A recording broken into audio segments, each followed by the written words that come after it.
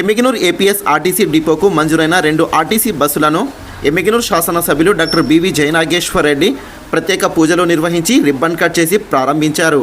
ఈ సందర్భంగా నూతన ఆర్టీసీ బస్సును స్వయంగా నడిపి కార్యకర్తలకు, ఆర్టీసీ ఉద్యోగులకు అబ్బురపరిచారు.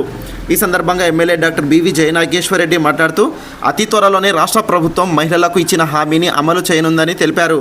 తన తండ్రి బివి మోహన్ రెడ్డి ఉన్నప్పటి నుండి ఆర్టీసీ అభివృద్ధికి ఎనలేని కృషి చేశారన్నారు.